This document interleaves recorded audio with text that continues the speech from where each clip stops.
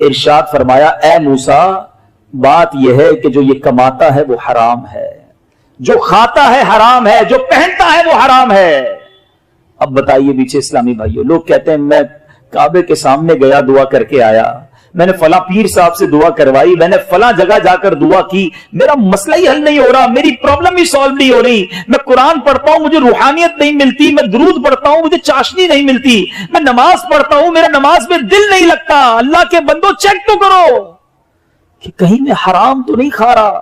ایک اور حدیث سنیے، پیارے آقا علیہ الصلوۃ والسلام فرماتے ہیں جس شخص میں قربانی کرنے کی وسعت ہو پھر بھی وہ قربانی نہ کرے تو وہ ہماری عیدگاہ کے قریب نہ آئے۔ اب اس میں سمجھایا گیا کہ اگر ہمارے پاس کیپیبلٹی ہے، ہم اس قابل ہیں، ہمارے پاس اتنی وسعت ہے کہ ہم افورڈ کر سکتے ہیں قربانی کو، اور جو شریعت نے جو اس کا نصاب رکھا ہے اگر ہم پورا کر سکتے ہیں تو پھر ہمیں قربانی ضرور کرنی چاہیے۔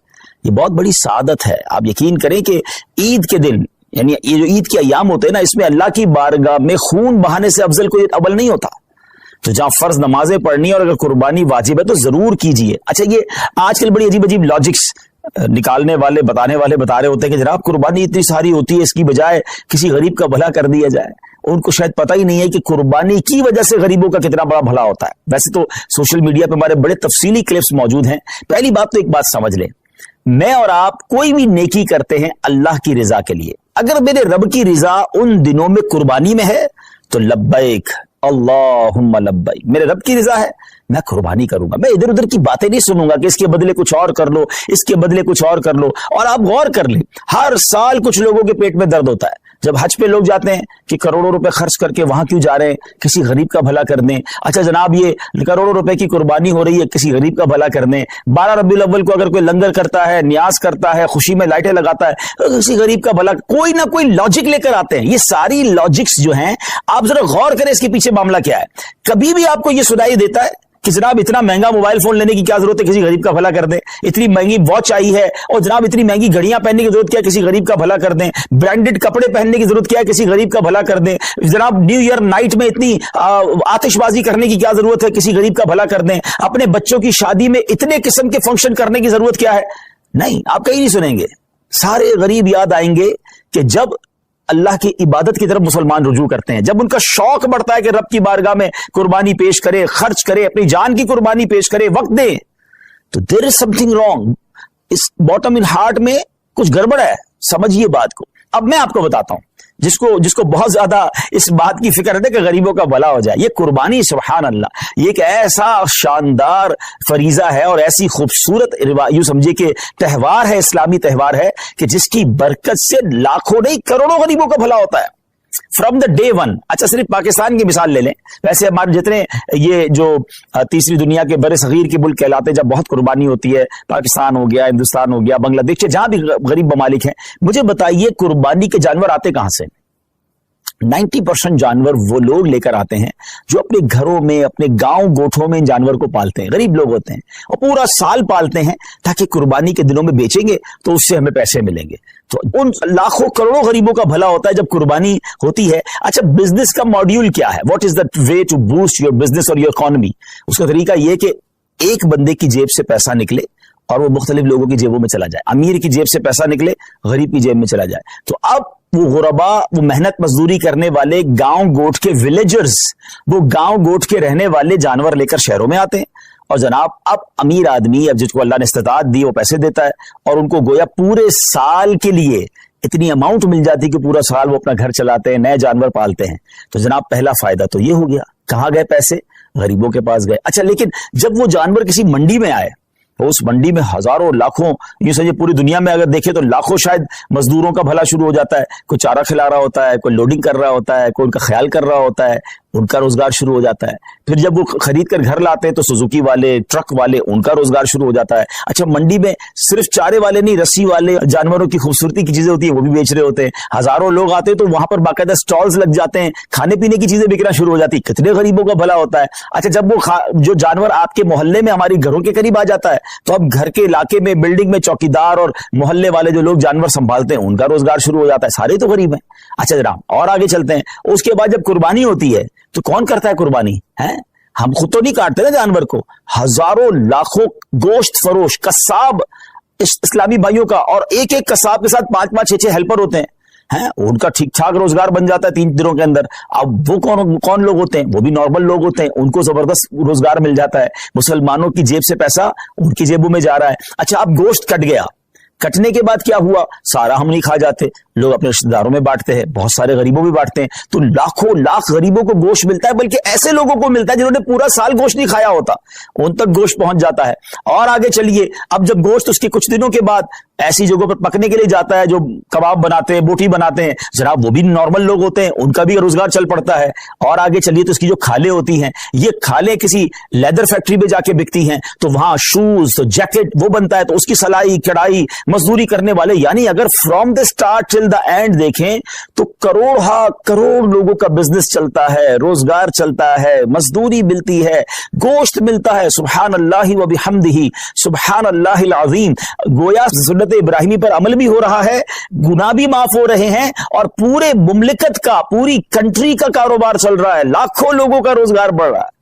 تو یہ جو آرگیومنٹس ہوتے ہیں نا, اس پر توجہ نہ دیا کریں. یہ تو میں نے آپ کو اپنے دماغ سے حکمتیں بتائی ہیں, ورنہ جس کریم نے یہ کام ہم پر حکم فرمایا ہے, ہم پر لازم شریعت نے کیا ہے, وہ جانے, اس کی حکمتیں جانے. اگر کسی کام کی حکمت سمجھ نہ بھی آئے, تو ہمارا کام اس کی لاجک تلاش کرنا نہیں. اگر ہمیں یہ پتا چل گیا کہ یہ اللہ کا حکم ہے, اللہ کے حبیب کا حکم ہے, ہمارا کام لبیک کہنا ہے, ہمارا کام عمل کرنا. ہم بندے ہیں, ہمارا کام لبیک کہہ کر کام کرنا ہے. تو میں امید کرتا ہوں کہ چلیں, فضیلت پر بھی بات ہو گئی, کچھ لاجکس پر بھی بات ہو گئی. اور اب آئیے, سبحان اللہ, اگر یہ کام ہم دعوت اسلامی کے تھرو کرواتے ہیں تو یہ اتنے سارے بینیفٹس تو ہونے ہی ہونے, کچھ اور شاندار بینیفٹس ہوں گے. کیونکہ دنیا بھر میں جو لوگ ہمارے عاشقان رسول لیتے ہیں, کئی ملکوں میں قربانی کرنا آسان نہیں ہوتا, پھر اس کو سنبھالنا آسان نہیں ہوتا, اس کی صفائی اور اس کے بعد اس کا گوشت بانٹنا. تو اب کہاں قربانی کروائیں؟ تو سبحان اللہ, دعوت اسلامی نے آپ کے لیے کام بڑا آسان کر دیا کہ ہم نے اجتماعی قربانی, ڈونیٹ قربانی کا ایک ماڈیول متعارف کروایا کہ آپ دنیا میں کہیں بھی ہیں, آپ گھر بیٹھیں, آپ کی قربانی ہم کریں گے. اور کیسے کریں گے؟ کیونکہ یہ شرعی کام ہے, شرعی فریضہ ہے, واجب ہے. تو اس کے جو بھی شرعی کانسیکوینسز ہیں, اس کی جو شرعی احتیاطیں ہیں, مفتیان کرام سے رہنمائی لے کر, ان سے تربیت لے کر ایک شاندار نظام بنایا کہ آپ کا حصہ جو ہے, آپ کے نام کی قربانی پراپر ٹائمنگ میں, پراپر طریقے سے اور شریعت کی گائیڈنس میں ہو. اور پھر وہ قربانی ہونے کے بعد آپ کی تو قربانی ہو گئی, مگر اب دیگر فائدے کیا ہوں گے کہ جو اس کا گوشت ہے وہ عاشقان رسول کے گھروں تک پہنچے گا. اور آپ یقین کریں, بعض اوقات تو ایسے لوگوں کے گھروں تک گوشت پہنچتا ہے جو شاید پورا سال بقرہ عید کا انتظار کرتے ہیں کہ ہمارے گھر بھی گوشت آ جائے گا. آپ کسی بیرون ملک میں بیٹھے ہیں, ہم تو روز شاید کھانا اچھا کھا لیتے ہیں, مگر آپ کی اس قربانی کی برکت سے کسی کا 15 دن یا کسی کا مہینہ جو ہے گھر میں گوشت پکتا رہے گا, اور اس کے دل سے آپ کے لیے دعائیں ہوں گی. اور اس کے بعد اس کی جو قربانی کی کھال ہے, وہ آپ کی میری دعوت اسلامی جو دنیا بھر میں دین متین کی خدمت کر رہی ہے, علماء بنا رہی ہے, حفاظ بنا رہی ہے, مسجدیں بنا رہی ہے, اور نہ جانے دین کی کتنی ساری چیزوں پر کام ہو رہا ہے, انشاءاللہ ہمارا اس میں بھی حصہ مل جائے گا. تو دیکھا جائے تو بینیفٹ ہی بینیفٹ ہے, انشاءاللہ نیکیوں کا خزانہ ہے. تو میری گزارش یہ ہے کہ اس بار آپ نے اپنی قربانی کرنی ہے دعوت اسلامی کے ساتھ. اور ہاں, صرف اپنی قربانی کیوں, اپنے رشتہ داروں سے بات کیجئے, اپنے دوستوں سے بات کیجئے. انشاءاللہ میں ابھی کچھ تفصیل بھی بتاتا ہوں. میں آپ کو پہلے یہ بتا دیتا ہوں کہ ہمارے جو اس بار قربانی کی ریٹ لسٹ ہے, جو بکرا ہے پورا, اگر آپ ہول گوٹ کرنا چاہتے ہیں تو وہ 34,000 ہے. اچھا, اب یہ تو پاک روپیز میں ہے. اچھا, لیکن جو لوگ بیرون ملک میں, تو ان کی آسانی کے لیے میں کرنسی میں کچھ ریٹس بتا دیتا ہوں تاکہ آپ کو یہ پتا چل جائے کہ پر کاؤ شیئر ان UK 65 پاؤنڈز, اور اگر کوئی فل کاؤ دینا چاہتا ہے تو 455 پاؤنڈز ہیں, اور اگر کوئی ہمیں ایک گوٹ دینا چاہتا ہے تو 105 پاؤنڈز ہیں. اب 105 پاؤنڈ یا 65 پاؤنڈ ایک آپ کا حصہ تو ہو جائے گا, لیکن نہ جانے کتنے لوگوں تک ماشاءاللہ گوشت پہنچ جائے گا. تو اپنی قربانی اس بار آپ نے دعوت اسلامی کے ساتھ کرنی ہے.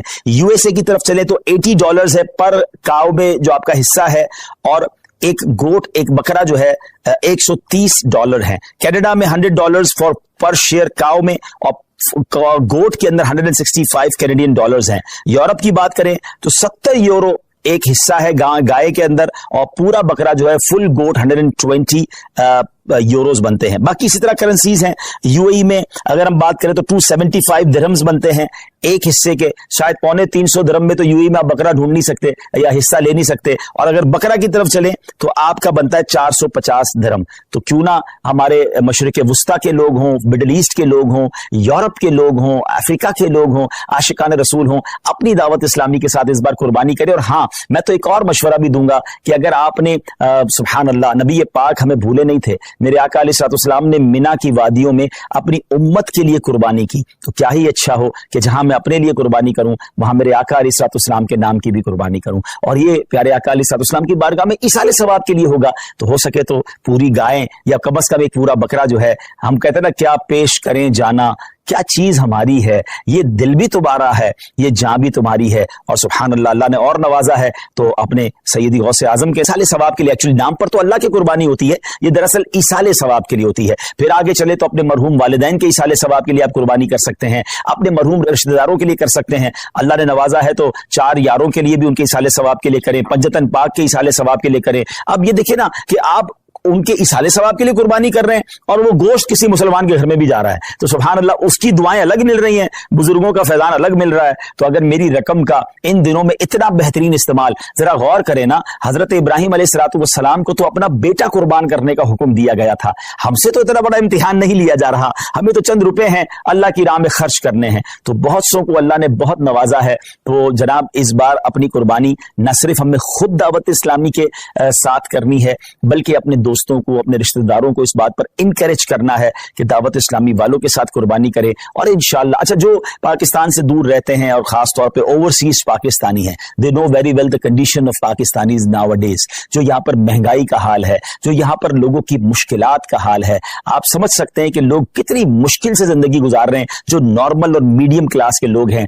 तो अब आप सोचें कि उनके घर में गोश्त और कुर्बानी कैसे हो सकेगी इन दिनों में। तो अगर हम दावत इस्लामी के साथ इंशाअल्लाह जब ये कुर्बानी करेंगे तो बहुत सारे आशिकान रसूल के घर में जो है कुर्बानी का गोश्त पहुंच जाएगा। ये याद रहे कि ये हमारी शरई एहतियात है कि हम ये जुमला नहीं कह रहे कि जनाब आपकी कुर्बानी का गोश्त गरीबों में तकसीम होगा। हाँ, मेजॉरिटी गरीब ही होते हैं, लेकिन हमने एहतियातन हमें दारुल इफ्तार नहीं, चूंकि हम ये सारा काम शरई रहनुमाई के साथ ले रहे हैं, तो हमारे दारुल इफ्तार की हमें रहनुमाई है कि जनाब कुर्बानी जो है वो आपने दावत इस्लामी के साथ करनी है और उसका जो गोश्त है वो आशिकान रसूल में, मुसलमानों में तकसीम होगा। तो मैं उम्मीद करता हूं कि इसका आपने भरपूर इंशाल्लाह साथ देना है हमारा। जी सही, सब कुछ फरमाना चाहेंगे? एक मैसेज आएगा, और वालिदैन हयात हों तो उनके लिए भी कुर्बानी कर सकते हैं। जी जी, वालिदैन हयात हों और तो फिर तो उनके नाम की कुर्बानी बिल्कुल होनी चाहिए, और अगर वो साहिब इस्तिताअत हैं तो उन पर तो वाजिब हो जाएगी कुर्बानी। लेकिन अच्छी बात है कि घर में अगर कोई शख्स है और अपने घर के बड़ों के लिए भी कुर्बानी करना चाहता है, बच्चों के लिए भी करना चाहता है, तो बेहतर ये है कि जिस जिसके बालिग के नाम की कुर्बानी वो कर रहा है उनको एतमाद में ले ले कि इस बार आपकी कुर्बानी मेरी तरफ से मैं कर रहा हूं। उनकी इजाजत हो जाएगी तो फिर उनकी कुर्बानी भी हो जाएगी। ऐसा ना हो कि उन्हें पता ही नहीं है और आप उनकी कुर्बानी कर रहे हैं, तो फिर उनको अपनी कुर्बानी भी अलग से करनी होगी। और अगर वालिदैन दुनिया से चले गए हैं तो उनके लिए भी ईसाले सवाब के लिए कुर्बानी की जा सकती है। इंशाल्लाह उनको कब्र में सवाब का तोहफा मिलेगा इंशाल्लाह। माशाल्लाह, पाकिस्तान में तो दावत इस्लामी कुर्बानी की खाले भी जमा करती है और ये बहुत बड़ी नेकी है कि अच्छा बाज़ औक़ात हम थोड़ी सी तवज्जो देते ना तो हमारे आस पड़ोस में, हमारे खानदान में बहुत सारी कुर्बानियां हो रही होती है। हमें सिर्फ कहना होता है कि ये कुर्बानी की खाल दावत इस्लामी को दे दें, क्योंकि दावत इस्लामी का तारुफ करवाना बहुत ज्यादा मुश्किल नहीं है। पूरी दुनिया दावत इस्लामी को जानती है, पाकिस्तान वाले तो ज्यादा जानते हैं। तो अगर हम थोड़ी सी कोशिश करें और हमारी कुछ जबान चलाने से, थोड़ी सी कोशिश करने से 25, 50, 100 खाले हो जाएं और उसके जरिए माशाल्लाह एक अच्छी अमाउंट दावत इस्लामी तक पहुंच जाएगी, तो ये हमारे लिए अल्लाह ने चाहा सदका जारिया बन सकता है। बल्कि एक और चीज भी हो सकती है सही साहब, जो लोग पाकिस्तान में नहीं है, उनके रिश्तेदार पाकिस्तान में हैं, अच्छा आपने वहां से यूरोप से, यूके से, अरब इमारात से या अफ्रीका से कुछ कुर्बानी के हिस्से तो भिजवा दिए, मगर ये भी तो हो सकता है कि आप अपने रिश्तेदारों को फोन करें, मैसेज करें कि भाई इस बार कुर्बानी की खाल आपने दावत इस्लामी को देनी है। आपने सिंपल ये करना है, उनसे एग्री करवा कर वो मान जाए तो उनका फोन नंबर और एड्रेस आप हमारे फैजान ऑनलाइन एकेडमी का जो हेल्पलाइन नंबर है वहां दे दे। वह इंशाल्लाह हमारी टीम खुद उनसे राब्ता करेगी और इंशाल्लाह अज़्ज़ व जल उनसे जाकर हम वो उनकी कुर्बानी की खाले भी कलेक्ट कर लेंगे और उसका सवाब भी आपको मिल जाएगा। अच्छा, आप बैठे बाहर होंगे और कुर्बानी की खाले यहां जमा हो रही होंगी। मुझे अच्छी तरह याद है, कुछ जिम्मेदारान जो हैं वो जब हज पे जाते हैं और उनका बड़ा शौक होता है कुर्बानी की खालों का, तो वो वहां से भी मैसेजेस कर रहे होते हैं, वहां से भी कॉल कर रहे होते हैं कि भाई आपकी कुर्बानी की खाल। अच्छा, वो उनको नहीं पता होता वो बाहर है, तो यहां वाला जिसकी घर की कुर्बानी हो जाती है वो उनको मैसेज करता है भाई मेरी खाल रेडी है, तो वो मक्का पाक से जिम्मेदार को कहता है जल्दी उस घर पे जाओ, जाके खाल उठा लो। तो ये जज्बा है ना, कि ये जज्बा